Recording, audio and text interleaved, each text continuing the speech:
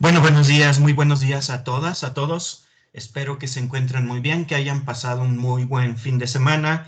Pues vamos a reanudar, a retomar las actividades de la materia. En esta ocasión, pues nos toca seguir revisando los contenidos teóricos de la primera unidad, que es donde actualmente vamos. Entonces, el día de hoy, pues vamos a proseguir con los temas. Si se acuerdan, ya de esta primera unidad habíamos visto una parte introductoria sobre generalidades de la tecnología del cultivo de tejidos vegetales, que es en lo que se basa la biotecnología vegetal. Vimos también algunos principios básicos, los tipos de respuestas, por ejemplo, que podemos ver en los medios de cultivo, veíamos lo que es el medio de cultivo, lo que es el explante, etcétera. Y nos quedamos analizando los diferentes tipos de cultivos in vitro que podemos manejar.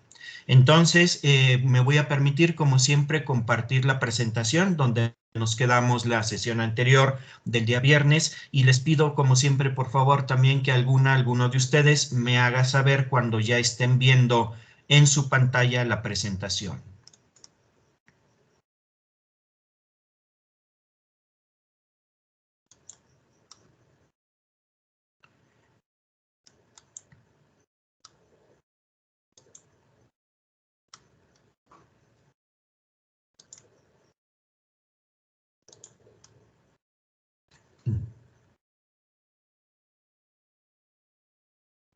Ya sabe, profe. Ya se ve, muchas gracias.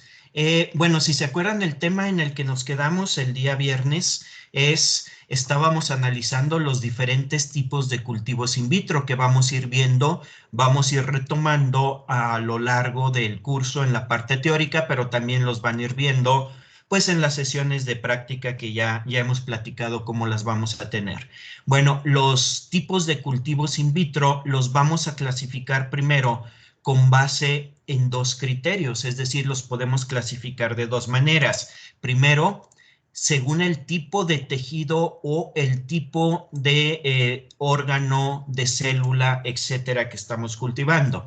Es decir, el primer criterio sería qué es lo que estoy cultivando. Siempre van a ser plantas o partes de plantas, pero dentro de eso, pues puedo tener varias opciones. El segundo criterio, que vamos a ver un poquito después, terminando el primero, perdón, es de acuerdo al tipo y recipiente de cultivo que voy a utilizar y al sistema en general. Vamos a ver que hay varios sistemas de cultivo, algunos se basan simplemente en recipientes con medio, otros son más complejos, como por ejemplo los bioreactores, que hay varios tipos, hay infinidad, bueno, no infinidad, pero sí hay muchos tipos diferentes. Entonces, primero vamos a hablar de la clasificación de acuerdo a lo que yo esté cultivando, es decir, qué es lo que yo tengo en mi recipiente de cultivo.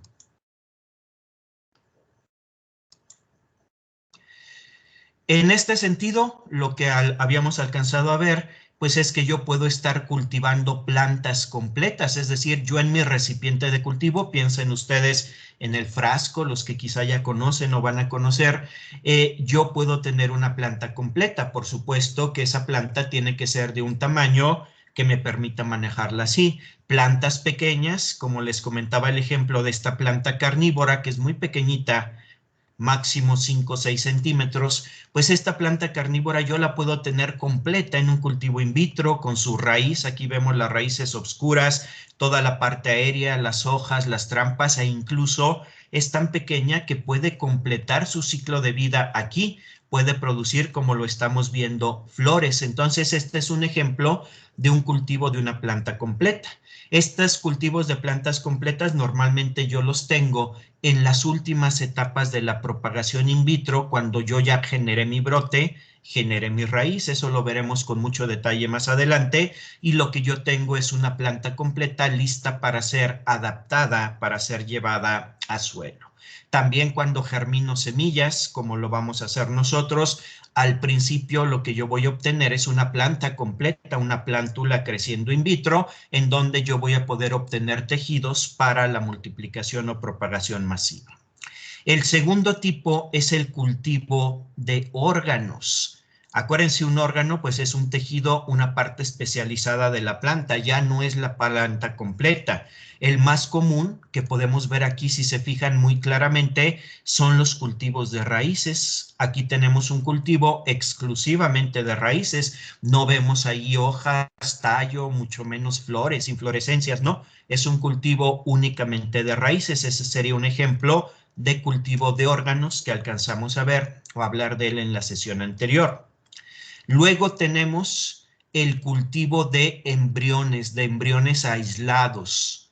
Estos embriones aislados, pues yo los puedo tomar, por ejemplo, de un fruto que apenas se está formando, un fruto pequeñito, todavía muy inmaduro, lo puedo desinfectar, lo puedo abrir, puedo sacar la semilla y luego de la semilla sacar el embrión y de esa manera yo puedo tener un cultivo de embriones de planta.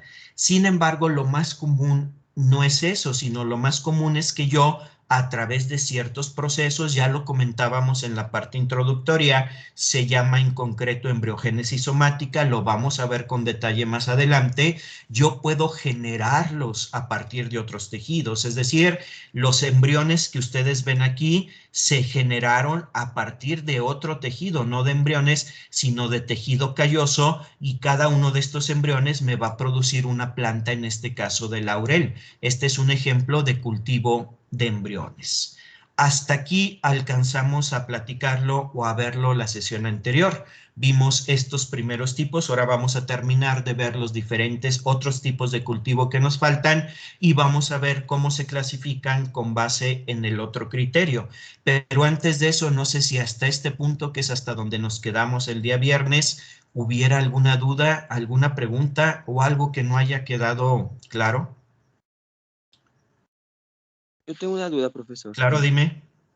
Me surgió después que Sí, estaba leyendo. Por ejemplo, yo sabía que hay árboles, no sé, frutales, que a los 10 años te produce una fruta, ¿no? Por ejemplo, por decir sí. un número. Si yo obtengo un explante o hago un cultivo de estos árboles que ya lleva 10 años, el resultado de mis plántulas, ¿qué edad biológica tendrían? ¿10 años o no? ¿O cómo? ¿Qué pasa ahí? Sí se rejuvenecen un poco. En el caso de las plantas, para nosotros nos pareciera algo imposible. Por ahí a veces nos venden cremas y cosas que nos rejuvenecen, pues sabemos que realmente no es cierto. Pero en el caso de las plantas, cuando tú tomas un tejido vegetal y lo tratas con citocininas, sí hay un rejuvenecimiento. Entonces, si mi árbol tiene 10 años y yo llevo a cabo el protocolo de cultivo in vitro como normalmente voy a utilizar citocininas, que es lo que me hace que se dé la micropropagación, como lo veremos más adelante, sí lo voy a rejuvenecer. Entonces va a retroceder un poco, va a tener una edad ontogénica un poquito menor, pero sin embargo, cuando ya saque yo mis plantas, no van a volver a tardar 10 años en fructificar, sino que van a tardar aproximadamente la mitad, es decir, van a estar en un punto intermedio, ni van a rejuvenecer por completo, ni van a conservar la edad ontogénica de 10 años del frutal. Por eso la técnica de propagación in vitro de frutales, perdón, otra ventaja que tiene es que si tú tomas los esplantes de un árbol adulto, por ejemplo, tomas yemas de un árbol adulto, en lo que tú produzcas va a tardar menos tiempo en producir a su vez frutos. No van a ser los 10 años, tampoco va a ser inmediato, pero no van a ser los 10 años. Entonces, en concreto, sí rejuvenecen un poco, pero no completamente. Entonces, digamos que retroceden unos cuantos pasos en su edad, pero no se vuelven a convertir, por ejemplo, en plántulas. No sé si quede claro. Sí, profesor, muy claro. ¿Sí? Gracias. Muy bien. ¿Alguna otra pregunta? ¿Alguna otra duda? Hay una técnica, esto si no lo alcanzamos a ver la semana pasada, hay una técnica muy interesante en biotecnología, que es lo que se conoce como el rescate de embriones, que es un derivado de este tipo de cultivo, del cultivo de embriones. El rescate de embriones consiste en lo siguiente. Nosotros podemos utilizar las cruzas para mejorar plantas. ¿A qué me refiero? A que podemos tomar como si fueran animalitos, podemos tomar dos plantas, hacer que se dé una cruza sexual, es decir, que se juntan gametos de las dos plantas y obtener un híbrido.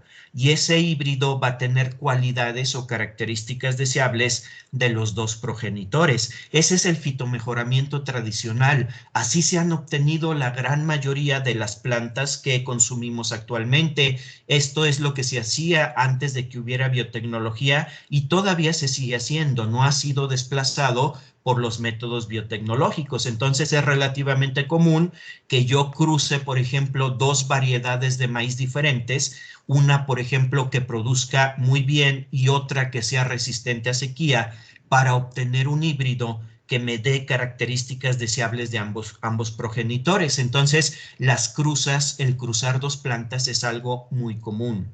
Sin embargo, para que yo pueda hacer eso, las plantas tienen que ser sexualmente compatibles, es decir, tienen que ser de la misma especie o especies muy cercanas para que se pueda llevar a cabo de manera natural el intercambio de gametos. Si yo quiero cruzar, por ejemplo, un chabacano con un ciruelo, como son ya un poquito más alejados, no son de la misma especie, pues lo más probable es que yo no obtenga una cruza, un producto, es decir, no va a haber una compatibilidad entre esas dos especies porque son especies diferentes.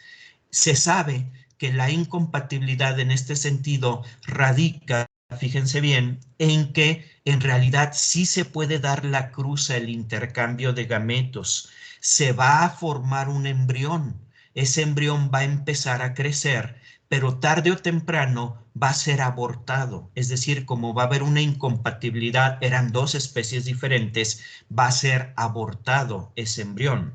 Si yo hago la cruza, fíjense, si yo hago esa cruza del ciruelo con el chabacano y en cuanto empiezan a formarse los frutitos diminutos, pequeñitos, no me espero desde luego a que maduren, no, los corto muy, muy pequeños, los abro, los desinfecto, los abro y rescato al embrión, es decir, lo saco antes de que muera, antes de que sea abortado. Yo puedo hacer que ese embrión continúe desarrollándose in vitro y me genere una planta completa. Aquí en estas fotografías vemos un poquito cuál sería el proceso. Se hace una cruza de dos plantas que no son o en teoría no serían compatibles y el embrión que vemos aquí se rescata. En cuanto se forma el embrión, se rescata, se saca de la semilla en formación, se coloca en medios de cultivo artificiales y de esa manera yo puedo hacer que ese embrión que en la naturaleza nunca jamás se habría desarrollado, ahora sí me forme una planta híbrida. Entonces, si se fijan, esto sí es biotecnología, el rescate de embriones, y me puede permitir obtener cruzas de plantas que normalmente yo no podría obtener si no echo mano de esta biotecnología. No sé si quede claro qué es el rescate de embriones. ¿Sí? Muy bien.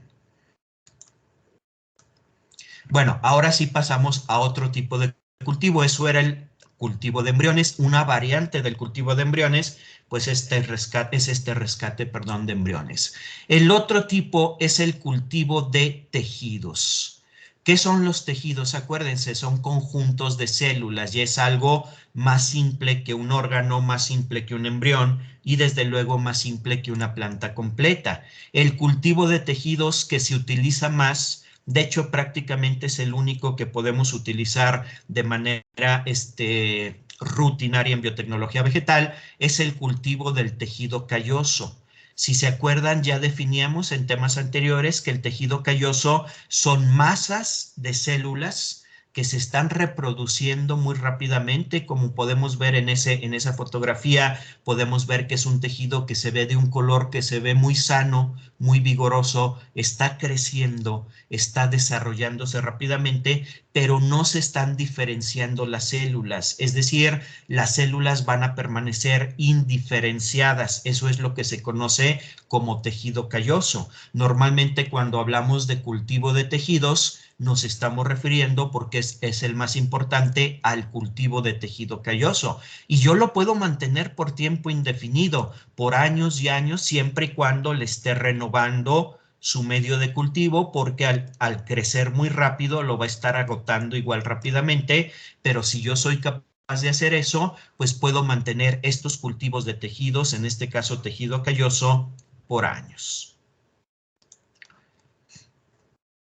Si se fijan, vamos yendo de lo más complejo, que sería la planta completa, a elementos cada vez más sencillos. Hablamos de órganos, luego de embriones, luego de tejidos y luego de un cultivo que ya sería el más simple que se puede tener, que es cultivo de células vegetales. El más común, lo vamos a ver más adelante, es el cultivo de células en suspensión. También vamos a hablar en su momento del cultivo de protoplastos, que son células a las cuales se les quita la pared, ya veremos en su momento cómo y para qué, y de cultivo de gametos, sobre todo de gametos masculinos, que se utilizan para generar plantas haploides, que ya también en su momento veremos cómo y para qué.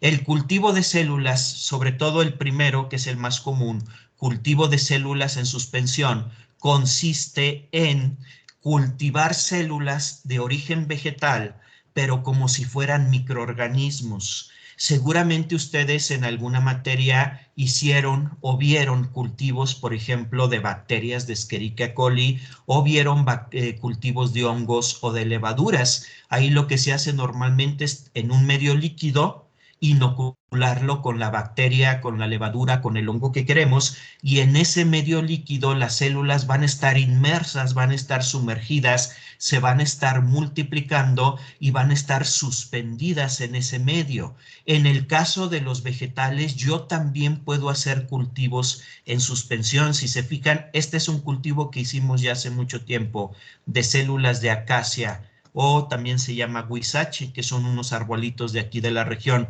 árboles de las zonas áridas. Si se fijan, lo que vemos son células vegetales que están nadando, están inmersas en un medio de cultivo líquido, se están multiplicando. Si se fijan, aquí vemos células que están en división. Se están multiplicando, pero al multiplicarse se van a separar unas de las otras. Aquí ni siquiera van a formar tejidos, ni siquiera tejidos muy sencillos como el tejido calloso, ¿no? Aquí las células van a comportarse como si fueran microorganismos, es decir, van a estar separadas unas de otras, van a estar en un medio líquido sumergidas, y de esa manera se van a estar multiplicando, se van a estar produciendo más y más cultivos, si es lo que yo quiero, pero no voy a tener ni siquiera tejidos, van a ser puras células.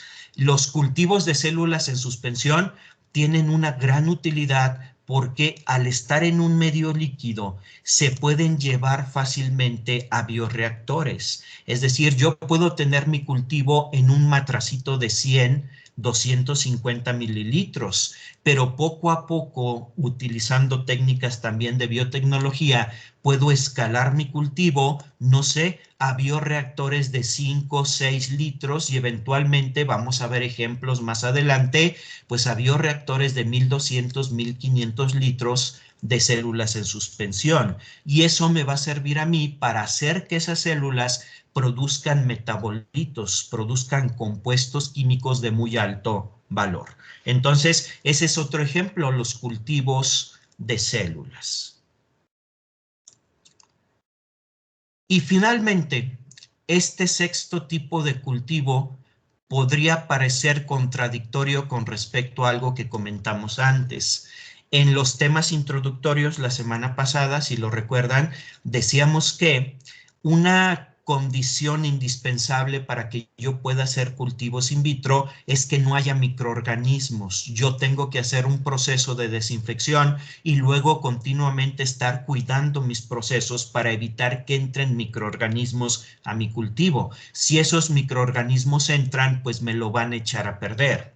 Sin embargo, para ciertos procesos es importante que yo intencionalmente coloque en mi cultivo un microorganismo vivo.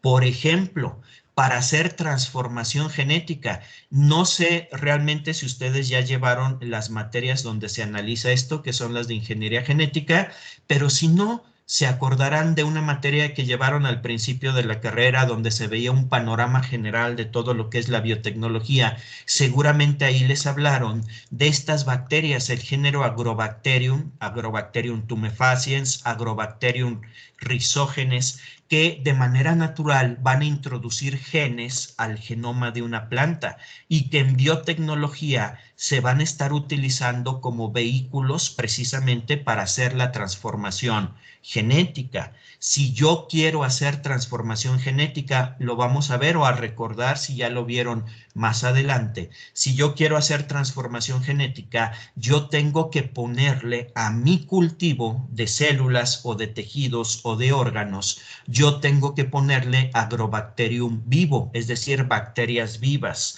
Y eso se llama cocultivo.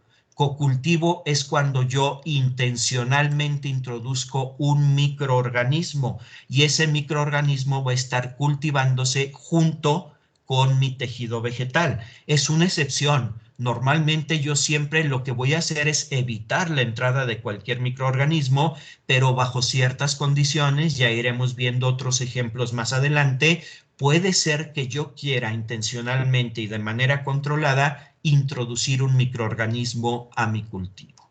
Bueno, estos son los diferentes tipos, los 6 diferentes tipos de cultivo de tejidos que podemos hacer de acuerdo o utilizando como criterio lo que yo esté cultivando, desde plantas completas hasta células individuales o incluso células o tejidos más un microorganismo que sería el cocultivo.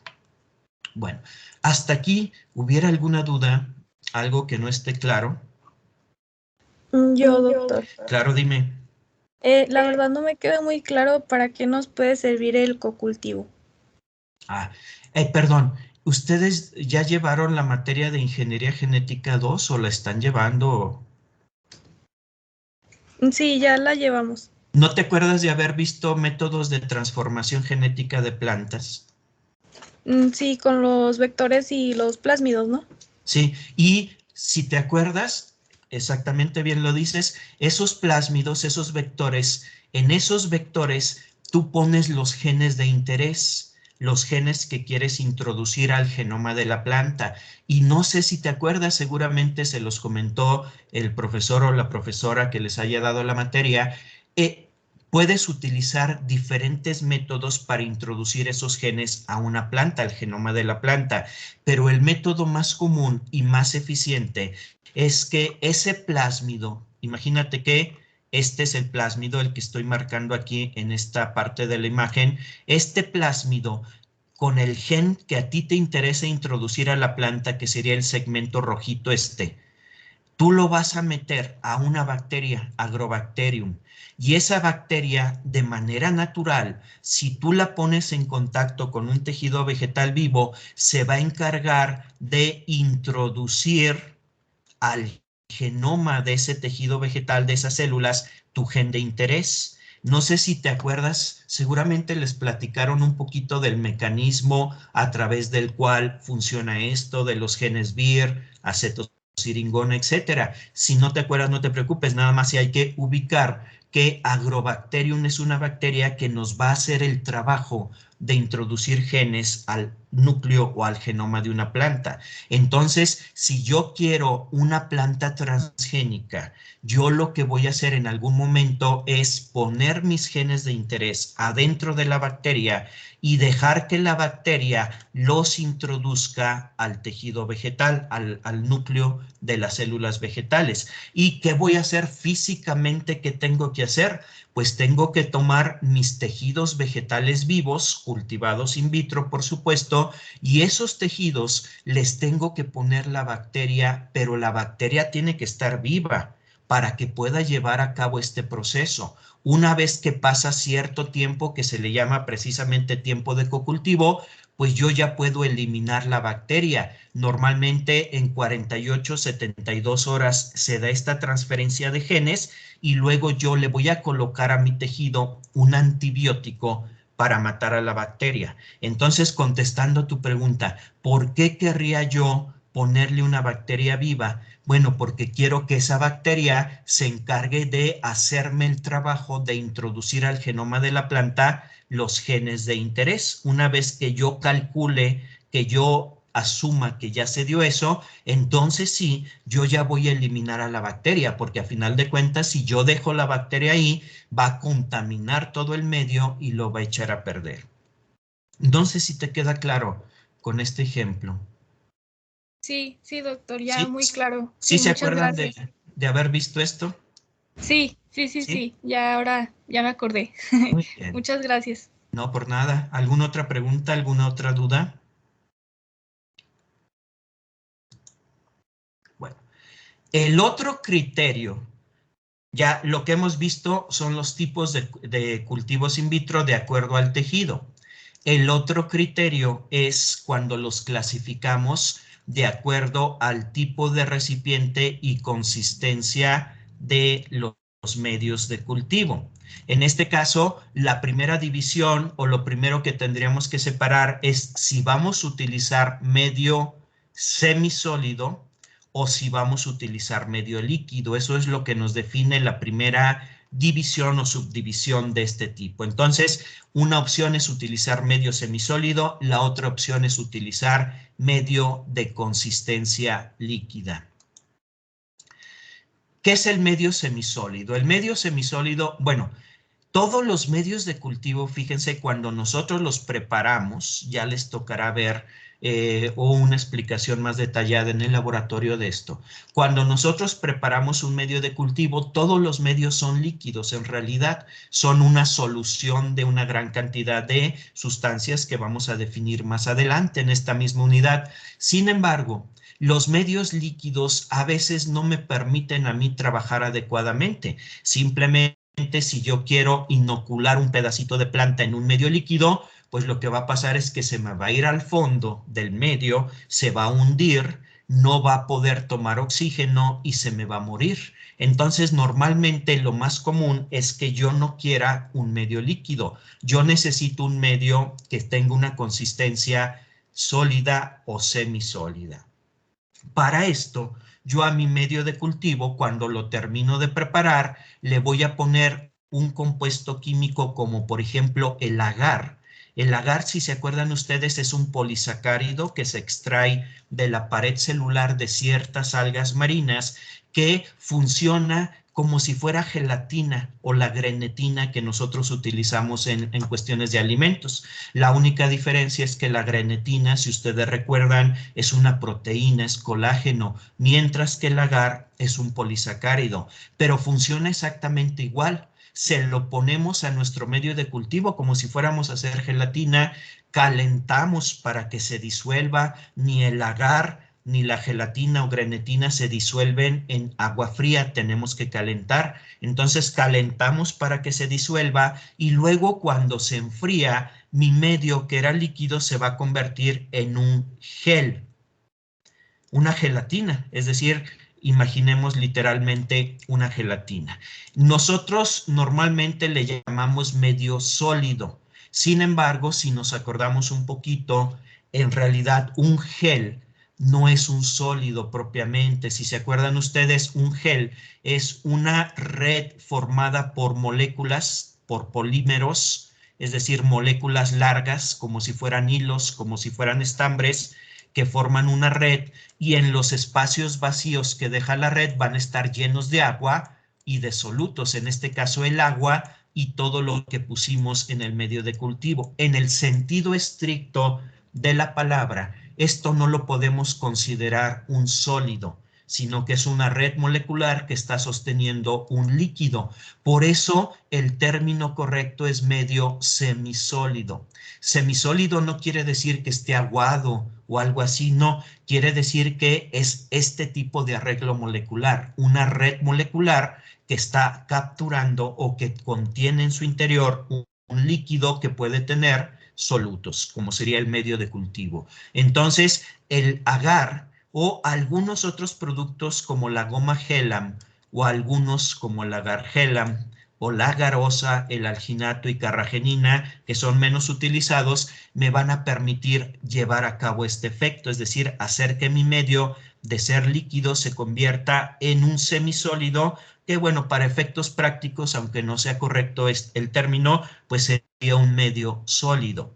En este medio sólido yo puedo encajar mis plantitas, como ven ustedes aquí en esta plantita de chile, yo puedo encajar mis plantas, se van a sostener bien, van a poder tomar los nutrientes del medio, pero la mayor parte del tejido va a quedar por fuera del medio, no va a quedar hundido como si fuera el medio líquido y por lo tanto va a estar pudiendo tomar oxígeno adecuadamente para desarrollarse. Entonces, lo más común es el uso de medios semisólidos. En la universidad, pues el 90% de los procesos biotecnológicos que hacemos, los hacemos utilizando medio semisólido. Entonces, este tipo de cultivo es simplemente en frascos o recipientes de diferentes formas y tamaños. Vamos a colocar un medio que en principio va a ser líquido, pero luego va a solidificar gracias a este tipo de compuestos que le ponemos, y sobre ese medio ya en consistencia semisólida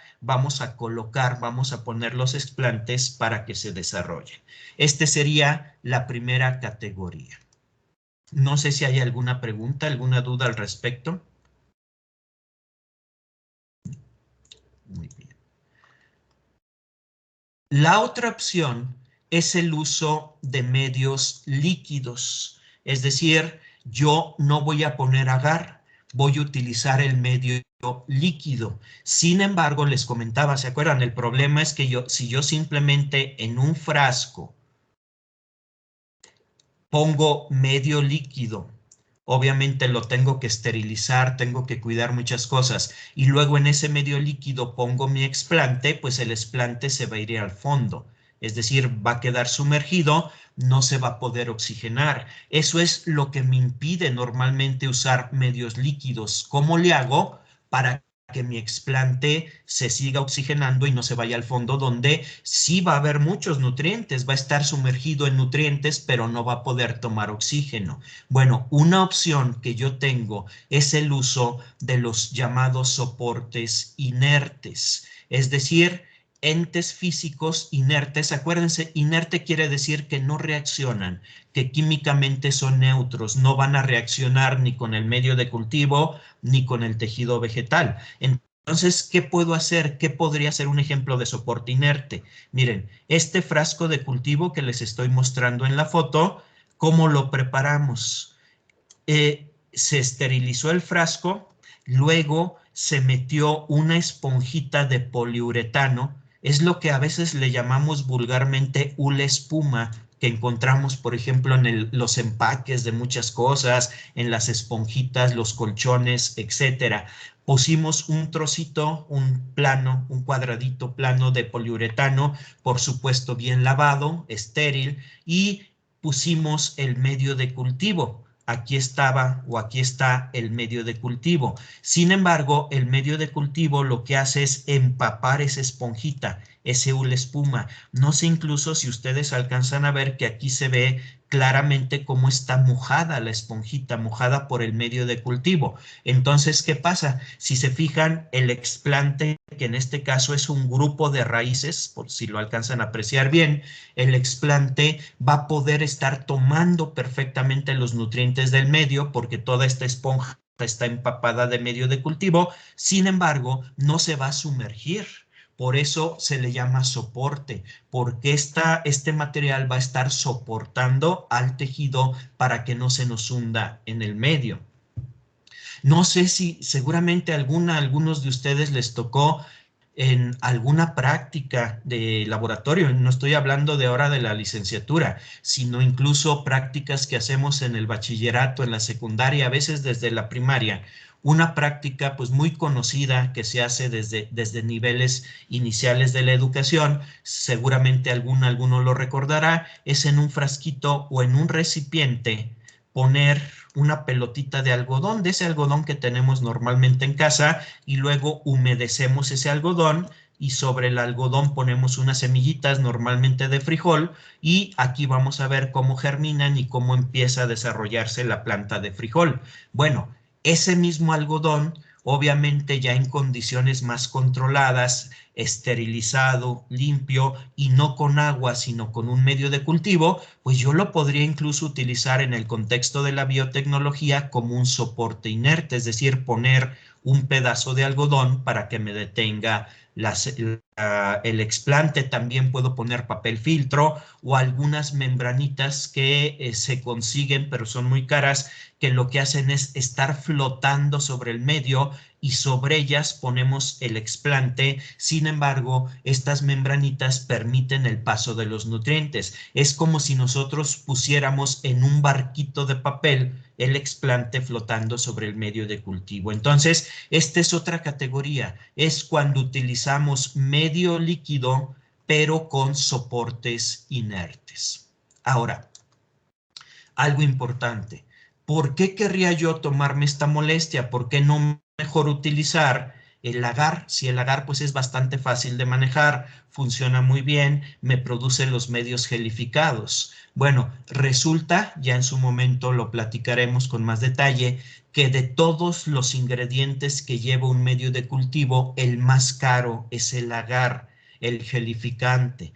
Por lo tanto, si yo quiero utilizar técnicas de propagación in vitro, pero yo quiero hacerlo como negocio, como empresa, es decir, procesos comerciales, si yo logro eliminar el uso de agar, pues me voy a ahorrar mucho, es decir, casi el 25% del costo del medio de cultivo me lo voy a ahorrar porque el agar, insisto, es muy caro. Por eso es atractivo pensar y utilizar estos soportes inertes. Y ustedes como biotecnólogas, biotecnólogos, pues van a tener la capacidad de buscar otras opciones, buscar otro tipo de soportes inertes que les permita desarrollar procesos biotecnológicos a un menor costo. No sé si hubiera alguna pregunta hasta aquí. No, profe, todo bien. ¿No? Muy bien. Acuérdense, para estos medios con soportes, pues utilizamos medio líquido. ¿Qué pasa? Fíjense bien, si queremos utilizar medio de cultivo líquido, pero sin absolutamente ningún gelificante, sin ningún soporte, ¿qué va a pasar? Bueno, lo que va a pasar, fíjense, va a pasar algo bueno.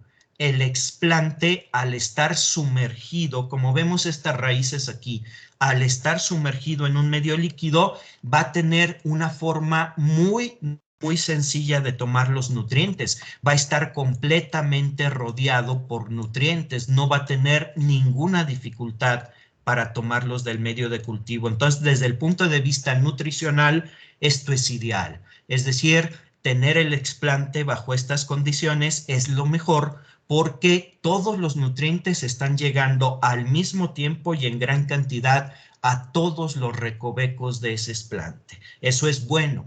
Sin embargo, ya les comenté cuál es el aspecto negativo. No todo es bueno.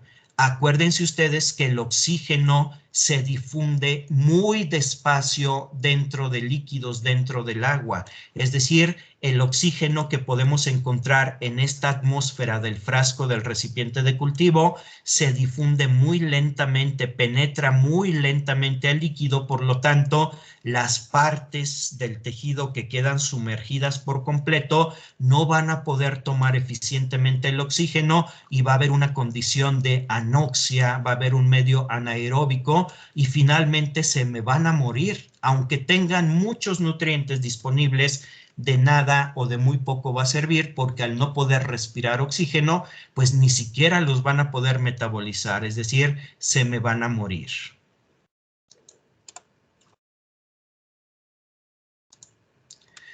¿Cuál es la solución? La solución que nosotros podemos tomar para eso, fíjense bien, para aprovechar las bondades de los medios líquidos, pero evitar esta desventaja, es incubar nuestros matraces o nuestros recipientes bajo una agitación constante. Varias de ustedes ya les ha tocado por algún taller o por alguna cuestión entrar al laboratorio de biotecnología vegetal, quizá recuerdan haber visto unos aparatos, unos incubadores orbitales que se llaman, que son como una especie de mesas, pero continuamente se están moviendo, continuamente se están agitando, y sobre esos agitadores es donde nosotros ponemos nuestros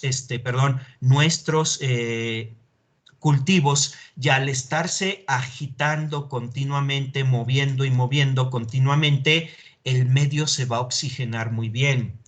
Quizá alguno de ustedes le gusta, o algún familiar en casa le gusta tener por ahí una pecera con algunos pececitos, y se habrá fijado que para que puedan sobrevivir adecuadamente nuestros pececitos tenemos que tener un sistema que esté moviendo continuamente el agua. Normalmente tenemos una bombita de aire o algo así que está moviendo el agua, y de esa manera el agua se está oxigenando. Seguramente, si no han visto eso, sí han visto, por poner un ejemplo, la planta de tratamiento de agua residual de la universidad. Si se habrán fijado los tanques, esos tanques grandototes azules que están atrás del edificio 202, continuamente se está agitando el agua. ¿Y cuál es la idea? Precisamente que el agua, al estarse moviendo, se impregne de oxígeno y los procesos aeróbicos que hay allí puedan degradar los contaminantes, las partículas que están ensuciando el agua. Entonces, si nosotros mantenemos bajo agitación continua estos cultivos, podemos resolver lo del oxígeno y podemos aprovechar la gran ventaja de la rápida toma de nutrientes. La desventaja de esto, pues seguramente ya la imaginaron, pues esos agitadores tienen que estar prendidos día y noche. No es de que los agitemos un rato, sino que tienen que estar permanentemente agitados para que pueda sobrevivir el cultivo. Están diseñados para eso, no se calientan ni se echan a perder, pero sí es un gasto de energía eléctrica el estar manteniendo estos cultivos siempre en agitación. Bueno, ¿alguna pregunta hasta aquí? ¿Cuál es la solución? La solución para no tener que hacer eso, para no tener que estar agitando de esta forma continuamente el medio líquido con la finalidad de que se oxigene, pues la opción es el uso de unos dispositivos que se conocen como bioreactores.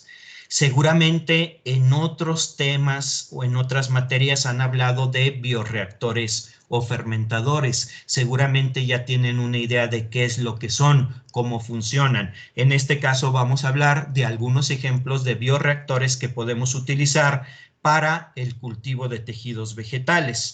Aquí vemos uno que quizás sea el modelo más sencillo de los que se utilizan en biotecnología vegetal. Si se fijan, tiene una capacidad de 1 litro de medio de cultivo. Bueno, es más grande de 1 litro, pero siempre debemos de dejar un buen espacio de aire precisamente para que en ese aire esté contenido el oxígeno que va a pasar al medio.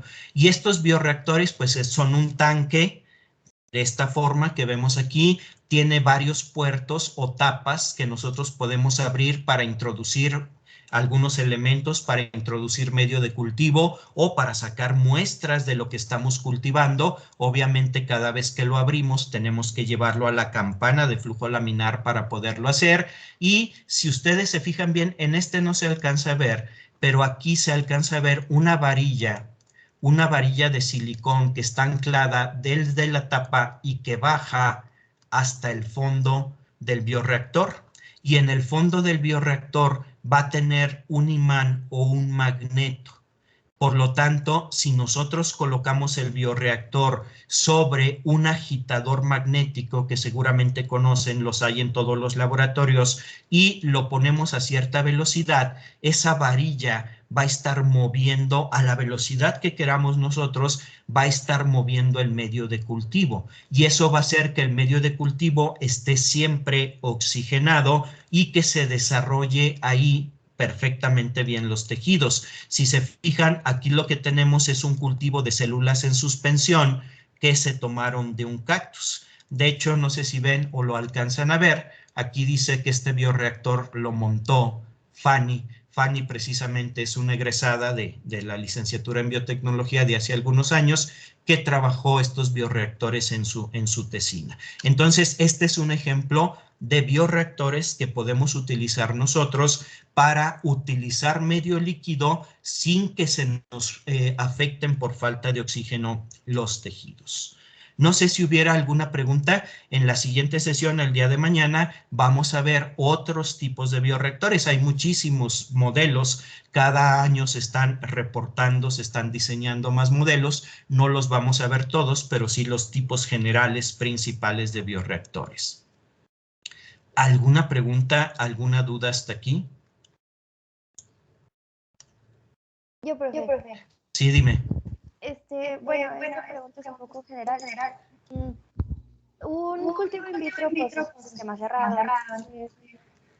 Pues, sabemos que el oxígeno tiene, bueno, el aire tiene pues, nitrógeno y oxígeno, entonces, al momento de cerrarlo, pues, obviamente la planta necesita oxígeno, pero ya cuando haya absorbido todo el oxígeno que tiene, ¿cómo se hace para que se pueda seguir desarrollando, ya que ya no hay oxígeno? Sí, este modelo de bioreactor que vimos o los matracitos que vimos que se ponen en agitación tienen ese problema. No hay manera de intercambiar o de renovar la atmósfera. Por lo tanto, un factor que hace que los tengamos que subcultivar con cierta frecuencia no es solo el agotamiento del medio, sino también el agotamiento del oxígeno. Entonces, lo que tú comentas es muy cierto. Vamos a tener ese problema. Sin embargo, mañana vamos a ver precisamente otros modelos de bioreactores que están diseñados para resolver eso. Son bioreactores que sí permiten que continuamente se esté renovando la atmósfera. Entonces, eso que tú comentas es muy real y de hecho, si utilizamos sistemas cerrados, vamos a tener que estar muy frecuentemente cambiando nuestros tejidos por el agotamiento no de los nutrientes, sino del oxígeno.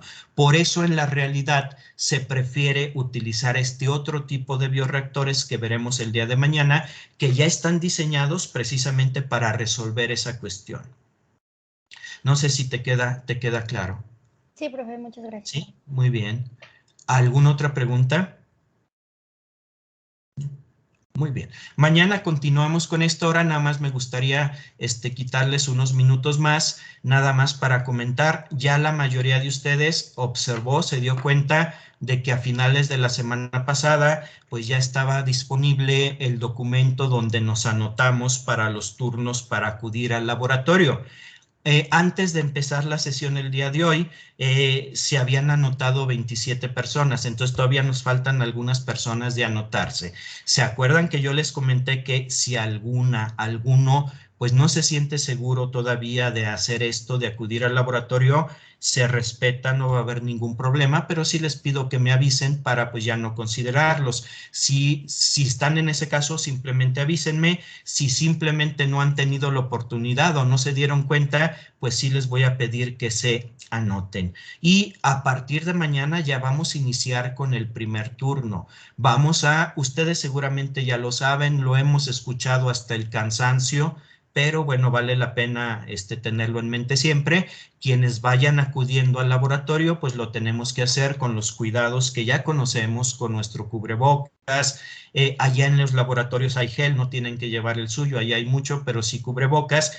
Y algo bien importante, si nos sentimos mal, nos sentimos medio raros o estuvimos en contacto con alguna persona que pudiera estar enferma, pues mejor avísenme y reprogramamos. No hay que acudir, cualquier detallito que sintamos, preferible no acudir al laboratorio, reprogramar esa ida al laboratorio, pues para que no vaya a haber algún problema. Entonces sí les voy a pedir, quienes no se han anotado, hay que anotarse. Les recuerdo que hay que anotarse, son 2 cuadros, hay que anotarnos en los 2, porque una persona, no sé quién, pero sí por el número vi que alguien se anotó solamente en uno de ellos. Hay que anotarnos en los 2, porque vamos a acudir a las 2 partes, todos, y comenzaremos a partir de mañana. Cualquier situación que haya, con toda confianza. Acuérdense que comentábamos que algo que vamos a cuidar mucho pues es la flexibilidad. Estamos en una situación en donde no podemos ser exigentes en muchos sentidos. Cualquier situación que les impida acudir el día que se anotaron, sí les pido nada más que avisen y ya veremos la manera de resolverlo. ¿Hubiera alguna duda sobre esto?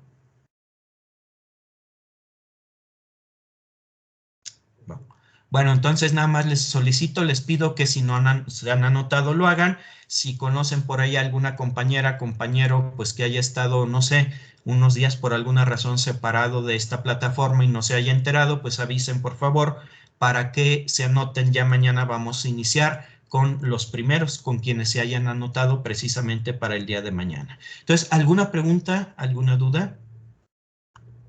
¿No? Bueno, entonces, Yo tengo una duda. claro, dime, Natalia. Es sobre las fechas para ir a ver los cultivos que van a estar en observación. ¿Eso Sí. cómo va a ser la dinámica?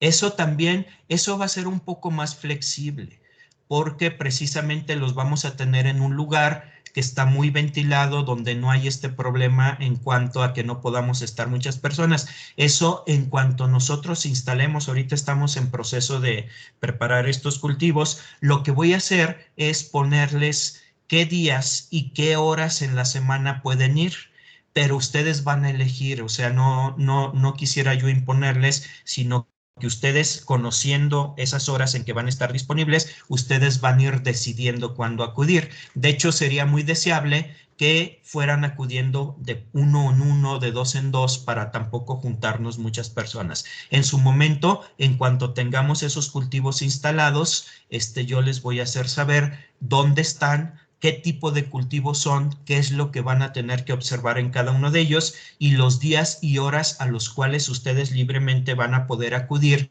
a revisar esos cultivos.